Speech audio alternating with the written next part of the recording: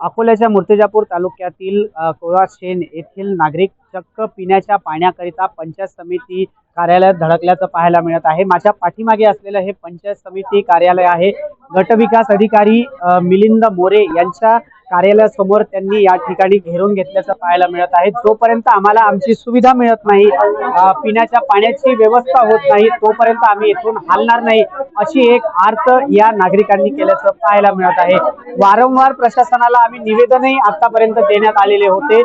कलेक्टरलाही आम्ही निवेदन देण्यात आले, आमदार महोदयांनाही निवेदन देण्यात आले, परंतु यावर कुठल्याही प्रकारचा तोडगा न निघाल्याने आज संतप्त झालेले आहे नागरिक। चक्क गटविकास अधिकारी कार्यालय यांच्यावर धडकले आणि पंचायत समिती कार्यालयावर यांनी आमचा मोर्चा धडकलेला आहे। गेल्या कित्येक तासापासून जर पाहायला गेलं तर त्यांनी या ठिकाणी ही आपलं ठिय्या आंदोलन केलेलं आहे आणि जोपर्यंत आम्हाला पिण्याचे पाणी मिळत नाही तोपर्यंत आम्ही इथून हलणार नाही, अशीच एक आर्त त्यांनी उघडलेली आहे। यावर प्रशासन काय तातडीने गांभीर्य दखल घेतं हे पाहणं महत्त्वाचं ठरत आहे। प्रतीक कुरेकर, LS मराठी, मूर्तिजापूर, अकोला।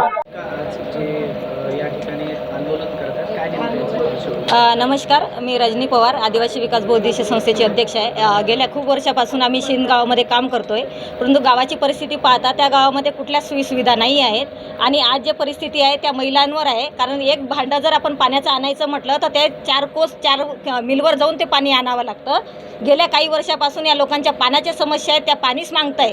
कारण पाणी पिण्याचा अधिकार तर सगळ्यांनाच आहे, पण तो पाणी जर आपल्याला मिळत नसेल तर माणूस मरायला टाईम लागणार नाही।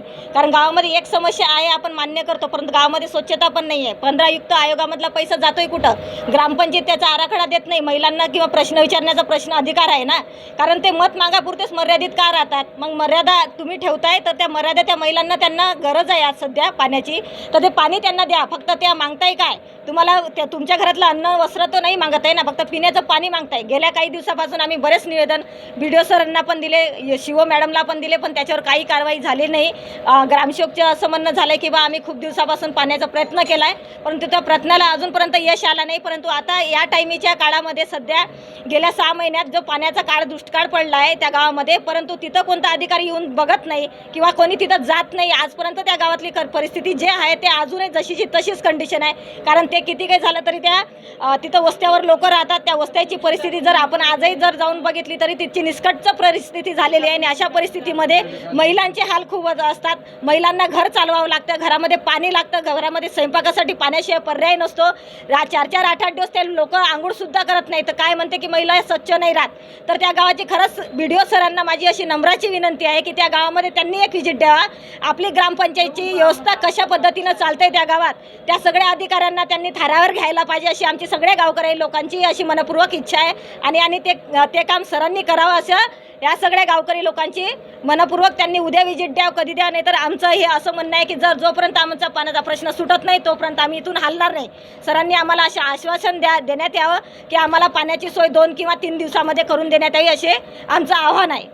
काय नाव काय? सुरेखा बाळू भोसले, कुठे राहतात? गावनार शेन, तालुका मूर्तिजापूर, जिल्हा अकोला। काय समस्या? समस्या आमची या आहे, परवा दिवशी आम्ही इरीला पाण्यावर गेलो। इरीवर पाण्याला गेल्यामुळंच माझं एक मुलगा 12 वर्षाचा आहे। 12 वर्षाचा मुलगा म्हटलं पाण्याचा गुण माझा पडला। आता त्याचं मी ऑपरेशन परवा दिवशी केलं। मी स्वतः तुमच्या समोर आणून पण दाखवते त्याला, त्याचं ऑपरेशन केलेलं आहे मी। म्हणजे आमची एवढी परिस्थिती पाण्याची असून बी आम्ही त्याचं ऑपरेशन केलं। मग असं करता करता एखादं समजा आज 12 वर्षाचं पोरगं ते पडलं, आता त्याला समजा पेन हातात पकडता येत नाही, काही पकडता येत नाही। मग आता ते पाण्यामुळे तर पोरगं पडलं हे आपल्याला सगळ्यालाच माहीत आहे। मग आता त्याची जिंदगी वायपट झाली का नाही झाली, त्याला काही येते आता त्याची जिंदगी आहे का? मग ह्या पाण्यासाठी आज आम्ही 2 महिन्यापासून पाणी मागत आहोत। सरकार लोकाले गरम चॉकलेट सांगितलं, जा तुम्ही वरती तुमच्या त्याला जे होते ते करून घ्या। आज माझा पोरगा 16 वर्षाचा मुलगा त्याच्यापाशी शुक्रवार दिवशी बोलला त्याच्यासोबत, पोराला उलटा बोलला तो की जे तू याच्यानं होत असेल ते करून घे। म्हणजे हे गरम चौक नाही आहे का? आम्ही गरम पंचायत त्याच्यासाठी गरम पंचायतवाल्या सांगितलं पाण्याचं तर त्याच्याच इकडे आहे ना। मग हे जर मध्ये पाण्याचं मला घेणं देणं नाही, आज त्यांना आम्हाला पुढे टाकलं तहसीलमध्ये, तो जीव का लपडून राहिला, तो का येऊन राहिला इथं, त्याला आणा ना मग इथं, तो खुर्चीवर येऊ काऊन नाही येऊन राहिला? आमच्या गरीब लोकांचा काहीच जीव घेत नाही। आज 2 वर्ष वर्षापासून आम्ही 3 वर्ष झाले पाण्यासाठी. मागच्या वेळेस आम्ही पाण्यासाठी आलो होतं इथं हा पिंपळे साहेबाजवळ. आम्हाला केळं आणि पेळं खाऊ घातले, घरी धावून दिलं. केळ्यानं पेळ्यानं आमचं पोट भरलं का, आम्हाला राहावं नाही लागत गावात. आज आमच्या गावातले दारातले गोटे सोबत उकरून पडले व अंगणातनी आम्हाला सळा टाकायला पाणी नाही, अंग धुवायला पाणी नाही. 2-2 दिवस आमच्या बकेटींनी कपडे राहायचे ती साग. आम्ही मराव का वाचाव का जगाव का नाही जगाव मग सांगा ना तुम्ही. तसंच मरून नाही तर मग आम्हाला असं करा, वरून काय बी देऊन द्या तुम्ही. एखादं जेअर घ्या, गरीब लोकांना मारून टाका. ज्याचं चांगलं करायचं त्याचं चांगलं करून टाका. आमची समस्या फक्त गावाचं नाव शेंद आहे, मूर्तिजातपूर तालुका आहे. आम्ही ग्रामसेवकने सांगितलं का आम्हाला 2 महिने झाले पाणी द्या. ग्रामसेवक म्हणते का तुम्ही माझ्या घरचा पाहुणा फोनावर सांगत ना का बा पाणी द्या. ग्रामसेवक म्हणते फाशी घेऊन बी मरा, आम्हाला काही घेऊन दिलं नाही. तुम्ही कलेक्टर पाशी जा, बीडीओ पाशी जा, तुम्ही तक्रार टाका का तुमची का असा म्हणे ग्रामसेवक. काही घेऊ राहणार आमची गोष्ट आहे का. मग आम्हाला पाणी कोण देणार आहे. आमची क्यू ग्रामसेवक नाही घेत, नाही सरपंच घेत, मग नाही कलेक्टर घेत, मग बीडीओ नाही घेत, तहसीलदार बी नाही घेऊ राहणार. मग कोण घेणार आमची तक्रार सांगा बरं. आम्ही जगा कसे मग आम्हाला नाही. आमच्या गावात तुम्ही चला, आमच्या गावात अंगणात सळा नाही, कपडे 3-3, 4-4 दिवस मग कपडे धुवायला पाणी भेटत नाही, आंघोळीने भेटत नाही आम्हाला पाणी. मग आम्ही कसं